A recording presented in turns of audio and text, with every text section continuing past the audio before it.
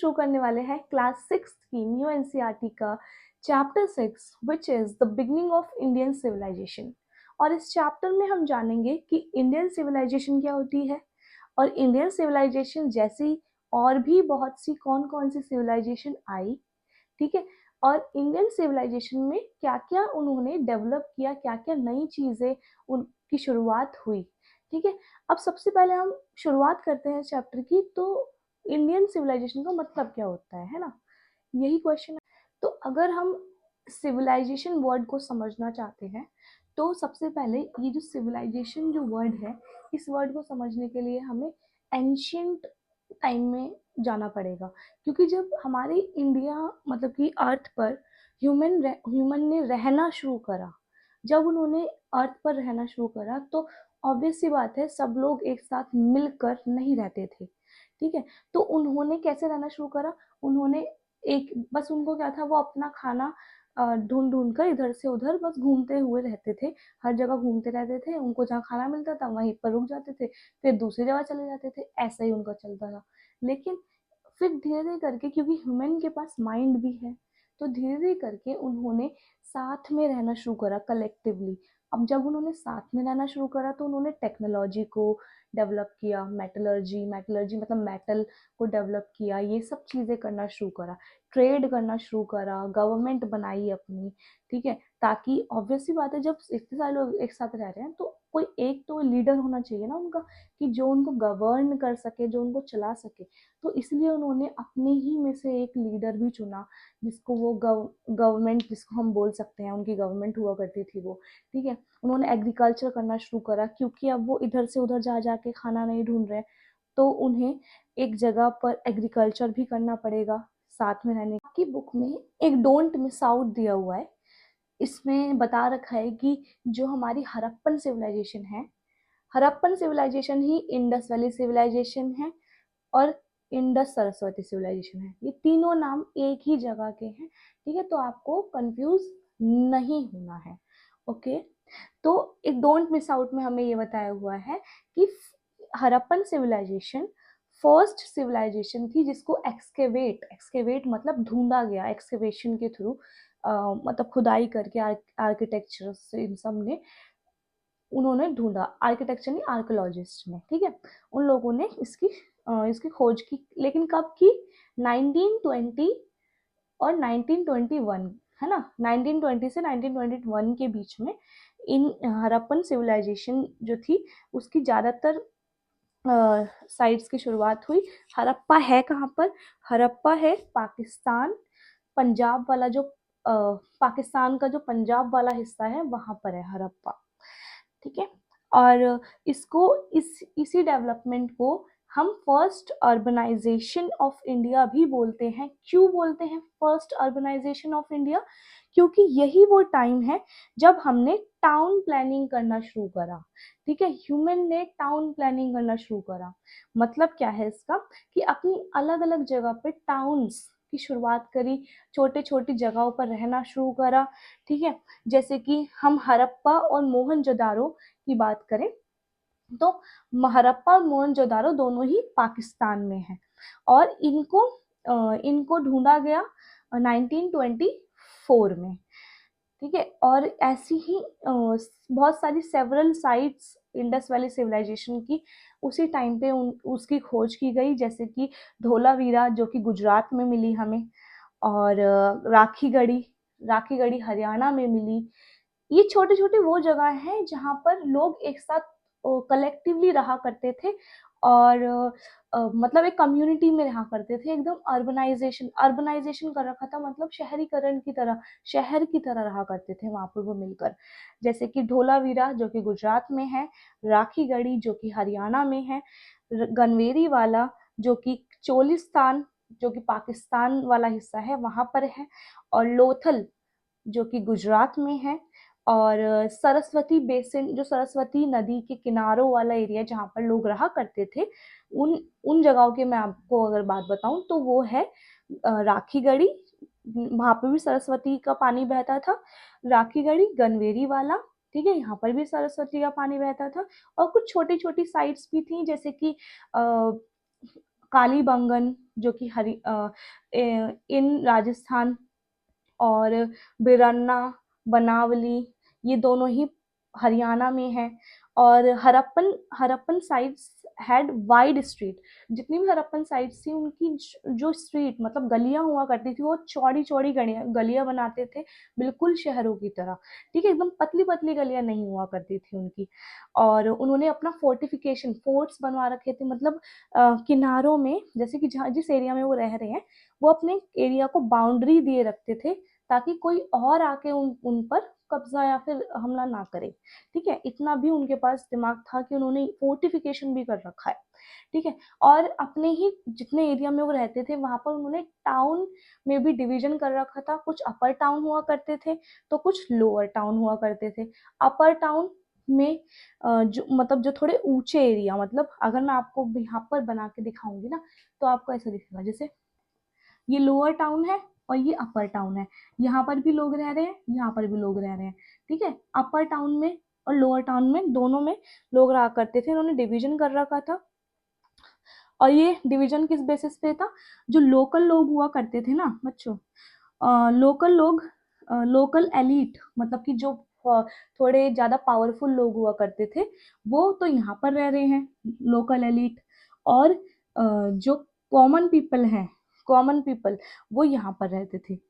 मतलब एलिट मतलब जो पावरफुल लोग थे वो यहाँ रह रहे हैं, और कॉमनर्स, कॉमन लोग वो यहाँ रह रहे हैं लोअर टाउन में। तो इसलिए इस बेसिस पे उन्होंने ये डिवीजन कर रखा था। और यहाँ पर बहुत बड़ी बड़ी बिल्डिंग्स भी थी।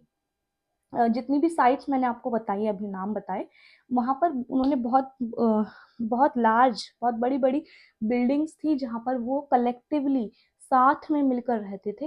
उन्होंने अपने वेयर हाउसेस बनवा रखे थे जहाँ पर वो अपने गुड्स, मतलब कि जो भी चीज़ें एग्रीकल्चर, जैसे वो एग्रीकल्चर कर रहे हैं कुछ बना रहे हैं तो उन सबको उसमें इकट्ठा करके रखते थे वेयर हाउसेस में, है ना।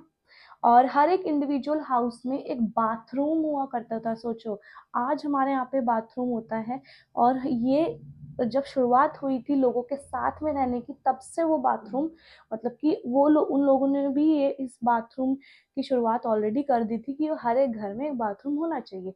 और और तो और हर एक मतलब कि जो जगह होती थी वहाँ पर ग्रेट बाथ भी मिले हैं, मतलब बहुत बड़े बड़े स्विमिंग पूल टाइप, जहाँ पर लोग कम्युनिटी मतलब कि साथ में, मतलब कि कहीं कोई भी नहा सकता है उसमें। और कुछ बड़े हाउस हुआ करते थे, कुछ छोटे हाउस हुआ करते थे, और सारे ही घर ब्रिक्स मतलब ईंटों के बने होते थे। ओके। और ग्रेट बाथ जो है वो हमें मोहनजोदारो जो कि पाकिस्तान में है, वहां पर हमें ग्रेट बाथ मिला है। और जो कि 12x7 मीटर्स का है।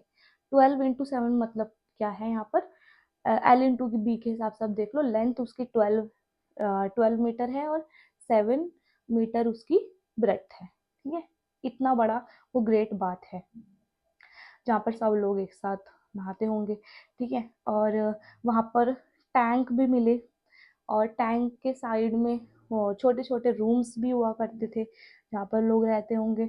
और वाटर मैनेजमेंट सिस्टम मैं आपको बता दूं, यहाँ का ड्रेनेज सिस्टम काफ़ी अच्छा था। हर एक गली में, स्ट्रीट की बात कर रहे हैं, बड़ी बड़ी गलियाँ हुआ करती थी साइड में, क्योंकि सबके घरों में एक एक बाथरूम है तो कहीं से तो पानी निकलेगा। तो इसलिए उन्होंने गलियों के साइड में नालियाँ बनवा रखी थी जहाँ से पानी निकल पाए, और वो हर एक नाली जो थी कनेक्ट होती थी एक बड़े से नाले से जहाँ पर वो पानी जाएगा। ठीक है, मतलब नालियाँ उस टाइम पर भी थी बच्चों। ठीक है, और हर एक घर में सेपरेट एरिया हुआ करता था बात नहाने के लिए। उनका ड्रेनेज सिस्टम, मतलब कि पानी कहाँ जाएगा, ड्रेनेज सिस्टम बहुत अच्छा था। ठीक है, और रिजर्वियर बनवा रखे थे उन्होंने, ह्यूमन मेड रिजर्वियर भी थे, मतलब उन्होंने खुद से एक बड़े बड़े एरिया बना रखे थे जहाँ पर वो पानी को इकट्ठा करेंगे और अगर ज़रूरत पड़ी तो उसको यूज़ करेंगे। और धोलावीरा में भी हमें बहुत लार्जेस्ट रिजर्वियर्स मिले हैं। 73 मीटर्स लेंथ थी जिसकी, है ना, इतना बड़ा भी रिजर्वियर मिला है। और धोलावीरा 6, वहाँ पर एक ही रिजर्वियर नहीं मिला, वहाँ पे 6 रिजर्वियर मिले, छः 6 रिजर्वियर। जहाँ पर उन्हें बड़े बड़े एरिया थे जहाँ पे पानी को इकट्ठा करने के लिए, और ताकि जब उनको यूज़ होता था, काम पड़ता था, तो वहाँ से वो पानी लेते थे। ठीक है, इकट्ठा करते थे पानी को। वाटर हार्वेस्टिंग करते थे, वाटर को, जो भी पानी बारिश से आता है उसको इकट्ठा करते थे, वाटर हार्वेस्टिंग करते थे। अब व्हाट डिड हरप्पन ईट? अब उस टाइम के लोग खाते क्या थे, है ना, खाते भी तो होंगे। मैंने बताया आपको शुरुआत में, एग्रीकल्चर करते थे, है ना। एग्रीकल्चर में वो क्या क्या उगाते थे ये भी जान लेते हैं। वो उगाते थे बार्ली, ठीक है, barley, wheat, millet, vegetables, pulses, cotton भी ग्रो करना शुरू कर दिया था।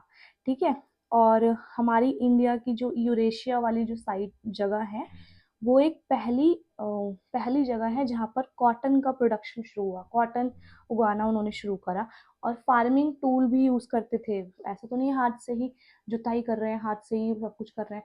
वो फार्मिंग टूल का यूज़ करते थे, जो आपको अभी दिख रहा है, स्मॉल क्ले मॉडल ऑफ प्लो, जो कि हमें बनावली हरियाणा से मिला। ठीक है, और मनावली एक साइट है बाय द वे। ठीक है, एग्रीकल्चरल एक्टिविटीज़ उस टाइम पे वो करते थे, और एनिमल को डोमेस्टिकेट भी करते थे, मतलब एनिमल्स को पालते भी थे अपने घरों में।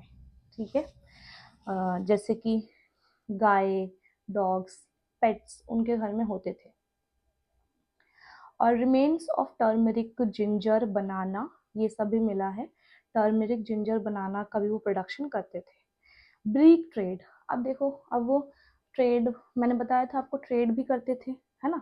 हमने देख लिया कि वो टाउन प्लानिंग कर रहे हैं, वो वाटर मैनेजमेंट सिस्टम का उनका इतना अच्छा है, एग्रीकल्चर इतने अच्छे से कर रहे हैं, सब कुछ उनका बहुत बढ़िया था। और उन्होंने और तो और ट्रेड करना भी शुरू कर दिया। सोचो, ट्रेड। अब वो ट्रेड में क्या क्या ट्रेड करते थे, किसको ट्रेड करते थे पुराने टाइम में, ये भी देख लेते हैं। देखो, वो ट्रेड करते थे अपने ही एरिया में, यहाँ पर, या फिर दूसरी सिविलाइजेशन, जो मेसोपोटामियन सिविलाइजेशन मैंने आपको बताई, इजिप्टियन सिविलाइजेशन और भी होंगी, उनको ट्रेड करते थे। ठीक है, अब उनके ट्रेडिंग आइटम क्या होते थे? एग्रीकल्चर प्रोडक्ट, एग्रीकल्चर में जो भी वो उगाते थे, कॉटन, गोल्ड, ये सब भी वो ट्रेड करते थे। और ब्यूटीफुल, बहुत सुंदर सुंदर चीज़ें वो बनाते थे, बैंगल्स बनाते थे, वो भी वो ट्रेड करने के लिए बनाते थे। और ये ट्रेड वो बहुत ज़्यादा तेज़ी से उस टाइम पे चल रहा था। उन्होंने टिन, कॉपर, ठीक है, को मिक्स करके, मतलब ब्रॉन्ज भी बनाना शुरू कर दिया, ब्रॉन्ज की चीज़ें भी बनाना शुरू कर दिया था, जो टिन और कॉपर को मिलाकर बनता है ब्रॉन्ज। ठीक है, और उससे वो बहुत पॉट्स बनाते थे, टूल बनाते थे ब्रॉन्ज के। और यहाँ पे आपको दिख रहा है ना, ये ऐसे ऐसे कुछ प्रोडक्ट, कॉम्ब, कंगा, ठीक है, देख, है ना, वो भी बनाते थे वो लोग। और हरप्पन बीड्स, कार्नेलियंस, ये सब चीज़ें उन्होंने बनाना शुरू कर दिया था, और वो बेका करते थे इन सब चीज़ों को। और देन वी हैव कि यहाँ पर आपको ये दिख रहा है कॉइन जैसा, यूनिकॉर्न, हरप्पन सील, ये सब भी उसी टाइम के ही हैं। उन्होंने ये सब कॉइन वगैरह, अब वो ट्रेड करते होंगे तो कुछ पैसे भी तो देते होंगे, तो उन्होंने कॉइन के रूप में ब्रॉन्ज वगैरह मटेरियल, इन सब मटेरियल से ये सील बनाई थी कुछ, अपना वो स्टैम्प भी लगाया था, जिसमें आपको ये कुछ यूनिकॉर्न जैसे जानवर दिख रहे हैं, टाइगर, ये सब दिख रहा है। तो ये सब वो किया करते थे।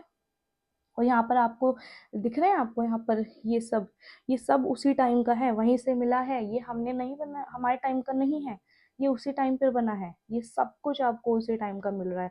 और यहाँ पे जो चेस वगैरह, चेस जैसा आपको दिख रहा है, पत्थर के ऊपर कुछ रखा है, ठीक है, ये भी उसी टाइम का ही है। और ये जो शंख जैसा आपको दिख रहा है, ये भी उसी टाइम का है। और यहाँ पर ये जो आपको ये पुतला सा दिख रहा है, ठीक है, और ये डॉल जो ब्रॉन्ज की ऐसे करके खड़ी है, डांसिंग डॉल, ये भी आपको वहीं से मिली है। ठीक है, ये सब कुछ, सात्विक का साइन, ये सब कुछ हमें एंशियंट सिविलाइजेशन से ही हमने एक्सकेवेट करके, हमारे आर्कोलॉजिस्ट ने एक्सकेवेशन करके इन सबको निकाला है। तो इसी से हमें पता चला कि हमारा पास्ट में इतना सब कुछ चीज़ें होती थी, हम तो सिर्फ प्रेजेंट में ही पढ़ते रहते हैं, है ना। प्रेजेंट का ही पता है, लेकिन हमें अगर पास्ट का पता होगा तो हमें पता चलेगा ना कि पास्ट में भी लोग ये सब चीज़ें कर रहे थे और हमें और भी बहुत कुछ करना है। एंड और अ न्यू बिगनिंग। अब देखो, अब ये सिविलाइजेशन ऐसा तो नहीं है अभी तक चलती आ रही है, हम क्या अभी इन लोगों को अभी देखते हैं ऐसे सिविलाइजेशन को, नहीं। तो इसका एंड भी हुआ था, शुरुआत हुई थी तो एंड भी हुआ था, ठीक है।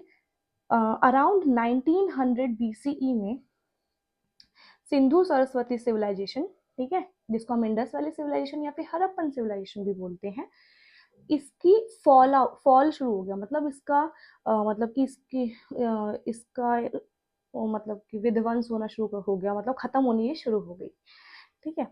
और अब इसके रीजंस कुछ बताए जाते हैं कि ऐसा तो नहीं है कि उस टाइम पे वो लोग किसी के साथ डिस्क्रिमिनेशन करते थे, नहीं, ऐसा भी कुछ नहीं देखा गया। उस टाइम पे जब कम्युनिटी साथ में रहना, सिविलाइजेशन करना शुरू करा, तो किसी भी तरीके का डिस्क्रिमिनेशन कोई किसी के साथ नहीं करता था, ठीक है। तो जब डिस्क्रिमिनेशन नहीं होगा तो एक दूसरे से वो एक दूसरे की चीज़ों को वो छीनने की भी कोशिश नहीं करते थे, तो वॉर तो हुआ नहीं था, there was no evidence of war, कि वो वॉर की वजह से तो ये सिविलाइजेशन का एंड नहीं हुआ। तो ऐसा कहा जा रहा है कि फर्स्ट जो रीज़न बताया जा रहा है वो ये बताया जा रहा है कि क्लाइमेट कंडीशन की वजह से हुआ होगा, क्लाइमेट कंडीशन कुछ ऐसी आई होगी कि लोगों के पास कुछ नहीं बचा, सूखा पड़ गया और लोग मर गए, ठीक है। और दूसरा रीज़न बताया जा रहा है कि रिवर रिवर सूख गई, ठीक है, क्लाइमेट कंडीशन ऐसी हो गई कि लोग नहीं रह पाए, तो ये कुछ रीज़न बताए जा रहे हैं और इस वजह से ये इंडस वैली सिविलाइजेशन का एंड हो गया, ठीक है।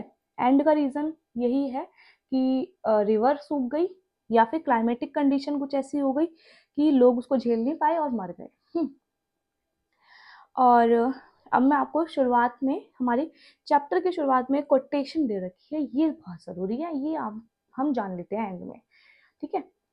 The the most the most ancient civilization of India, known variously as the Harappan, Indus or Indus Saraswati, was indeed remarkable in many ways.